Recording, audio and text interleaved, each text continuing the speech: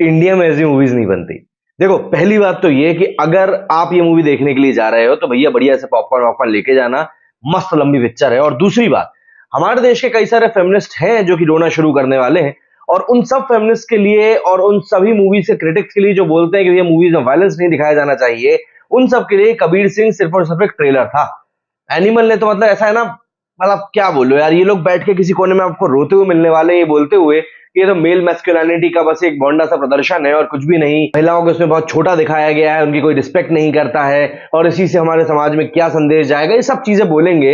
लेकिन देखिए, इन दी एंड आपको मूवी की आत्मा, मूवी की सोल के बारे में बात करनी पड़ेगी कि आखिर मूवी में ऐसा क्या था, मूवी में ऐसा क्या सब्जेक्ट था जो इस तरह की सीन्स की जरूरत पड़ी। हाँ, कुछ चीजें हैं जो इस मूवी से मैं भी एग्री नहीं करता हूं, but still 80% of the movie से मैं एग्री ही करता हूं, और मुझे नहीं लगता कि इस मूवी में ऐसी कोई मेजर दिक्कत है, क्योंकि मूवी वाकई बहुत शानदार है। और थिएटर में जितने भी लोग बैठे थे, यकीन मानिए मेरे साथ जब वो बाहर निकल कर आ रहे थे, सब सिर्फ यही बोल रहे थे कि यार एक नंबर मूवी है, बहुत शानदार है।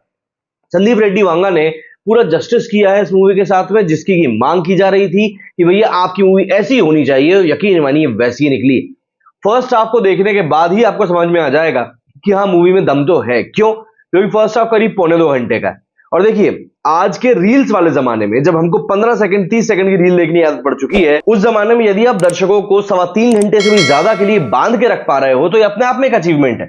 आप कुछ ना कुछ तो ऐसा किए होंगे ना इस मूवी में कि दर्शक आपको 3.25 साढ़े 3 घंटे देखने के लिए तैयार हो गए। और आप एडवांस बुकिंग को देख लीजिए, मतलब क्या तो एडवांस बुकिंग हुई है, 30 करोड़ से भी ऊपर एडवांस बुकिंग जा रही है। तो दर्शकों को पता है कि मूवी लंबी, और उसके बाद भी अगर देखने के लिए जा रहे हैं तो उनको एक भरोसा है, क्योंकि ट्रेलर ने हाइप ही ऐसी क्रिएट कर दी। ठीक है, मूवी के बारे में बात करते हैं। तो वही मूवी के बारे में अगर समझे तो आप बस इतना समझ लीजिए कि एक फैमिली में जो बॉन्डिंग होती है वो कितनी ज्यादा इंपॉर्टेंट होती है। एक फैमिली में एक दूसरे के लिए स्टैंड लेना कितना जरूरी होता है। एक फैमिली में जब कोई व्यक्ति कुछ गलत करता है तो उसको बताना कितना जरूरी होता है। और एक फैमिली में ये सब चीजें कुल मिलाकर जो प्यार पैदा करती है वो कितना जरूरी होता है, उस हर एक एलिमेंट को यहां पर दिखाया गया है। बट उस एंगल से जो एंगल शायद हम में से अधिकतर लोगों को टच करके चला जाएगा। क्यों? क्योंकि अगर हम इंडियन फैमिलीज में देखें तो अधिकतर ऐसा देखा गया है कि जो पिता होते हैं वो काफी सख्त स्वभाव के होते हैं, और इस कारण से पिता और एक बेटे के बीच में वो रिश्ता स्थापित ही नहीं हो पाता है जो शायद होना चाहिए। आज की तारीख में शायद उस चीज के ऊपर हमको थोड़ा सा हमको डेवलपमेंट होता हुआ दिख रहा है, बट स्टिल एक टाइम ऐसा हम लोग देख चुके हैं जहां पर कि ये जो बॉन्डिंग थी अच्छी नहीं होती थी। उसी को यहाँ पर मेजर प्लॉट बनाया गया है, मेजर सब्जेक्ट बनाया गया है, और उसी के ऊपर बाकी पूरी कहानी का डेवलपमेंट किया गया है। इस मूवी की एंडिंग एक्सप्लेनेशन के लिए हम लोग एक अगला वीडियो बनाएंगे, तो वो जरूर देखिएगा अगर आपने इस मूवी को देख लिया और आपको एंडिंग समझ में नहीं आई है तो यहाँ पर जो प्लॉट है वो बाप बेटे के प्यार के ऊपर बना हुआ है कि बेटा हमेशा बाप के प्यार के लिए लड़ता रहता है कि मुझे उनका प्यार चाहिए, लेकिन बाप के पास वही काम में लगे हुए हैं, उनके पास टाइम नहीं है। एंड उसके बाद जब वही बेटा बड़ा हो जाता है, ऐसा नहीं है कि वो बिगड़ गया है, लेकिन उसके पिता के लिए जो उसका प्यार है वो कुछ उस लेवल पर जा चुका है जो लेवल शायद देखकर ऐसा लगेगा कि यार ये तो साइको है, ऐसा करने की जरूरत क्या थी। लेकिन जिस माहौल को हमें दिखाया जा रहा है उस माहौल में उस पागलपन की जरूरत है, क्योंकि जब आप इतने बड़े एम्पायर के ऊपर बैठे होते हो तब आपके अपने ही आपके दुश्मन बने बैठे रहते हैं। तो अगर हम कहानी की बात करें तो कहानी सिंपल सी यही है। बलवीर सिंह जो कि रणबीर कपूर के पिता है, रणबीर का नाम रणविजय है, तो रणविजय के जो पिता है बलबीर, उनके ऊपर एक हमला होता है। तो इस हमले के दौरान वो बच जाते हैं, और फिर उसी का बदला लेने के लिए जो भी कुछ रणबीर कपूर करते हैं वही पूरी कहानी में दिखाया गया है। रणबीर कपूर एज एक्टर की अगर हम लोग बात करें तो यार ऐसा है कि मुझे लगता है कि शायद रणबीर कपूर को अब हमको एक अलग लेवल पर रख देना चाहिए। जिस तरह की एक्टिंग बंदे ने करी है, वो एक्टिंग मतलब ऐसा नहीं है कि आप उसके बारे में कुछ भी बोल सकते हैं, वो अनमैचेबल एक्टिंग है। चाहे आप एक्शन की बात कर लीजिए, चाहे आप इमोशनल सीन्स की बात कर लीजिए, चाहे आप रोमांटिक सीन्स की बात कर लीजिए, इस मूवी में वो सब है जो आपको चाहिए। एंड जिस तरीके से रणबीर ने वो हर एक रोल को पोर्ट्रे किया है वो वाकई में काफी शानदार है। चाहे वो जिद वाला हो, चाहे वो प्यार वाला हो, चाहे वो अपने बाप के प्यार के लिए तरसने वाला सीन हो, कुछ भी हो, हर एक सीन। और सबसे बड़ी बात, आज की तारीख में हम देख रहे हैं कई सारे बूढ़े एक्टर्स आते हैं एक्शन करने के लिए, और अलग ही उनकी बॉडी ऐसे ऐसे हिलती हुई दिखाई देती है, जिसको देख के समझ में आता है कि अब उनकी बॉडी उस एक्शन के लिए बची नहीं है।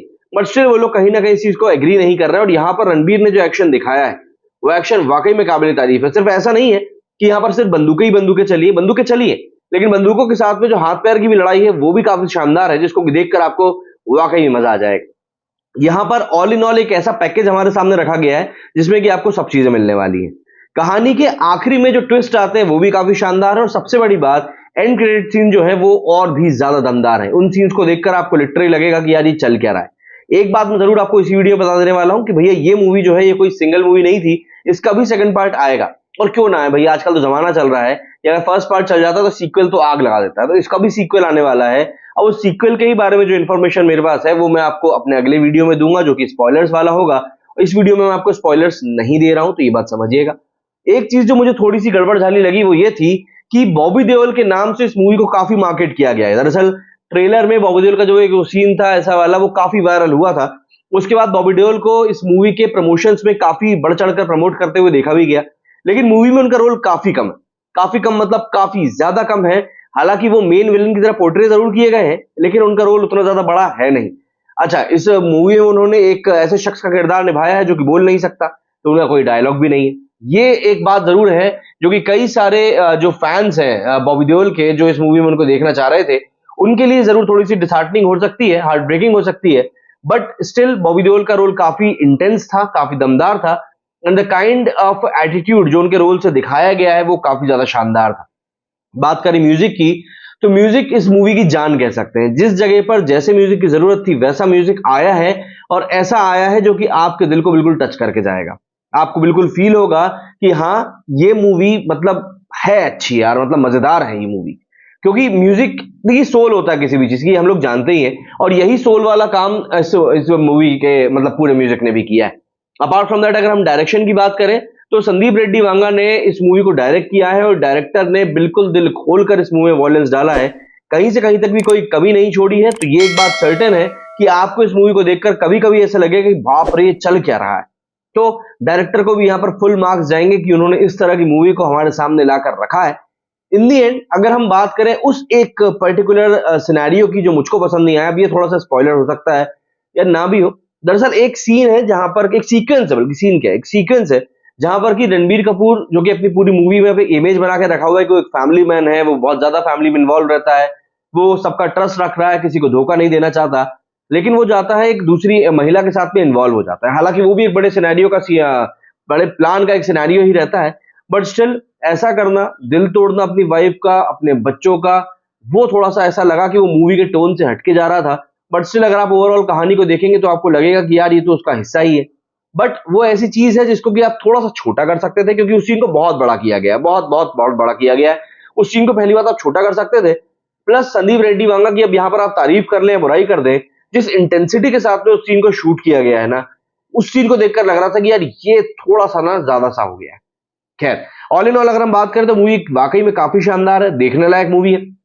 एडल्ट सर्टिफिकेट इसको मिला हुआ है 18+ का, तो ऑब्वियस सी बात है बच्चों के साथ तो इसको एंजॉय नहीं कर सकते, और एक हद तक मुझे लगता है कि फैमिली के साथ भी नहीं देखी जा सकती है। बट स्टिल जो यंगस्टर्स हैं उनको ये मूवी काफी पसंद आएगी, और मुझे पर्सनली ऐसा फील होता है कि ये मूवी कबीर सिंह से भी ज्यादा बड़ा गेम खेलकर जाने वाली है। कबीर सिंह ने अच्छा किया था, लेकिन अब यहां पर हमारे सामने एनिमल है जो कि और भी ज्यादा अच्छा करेगी। और अगर आपको इंटरेस्ट है इस मूवी के एंडिंग के बारे में समझने के लिए, इसके सेकंड पार्ट के बारे में समझने के लिए, तो अगला वीडियो जरूर देखिएगा। मेरे स्टूडियो फिलहाल में जय हिंद, जय भारत।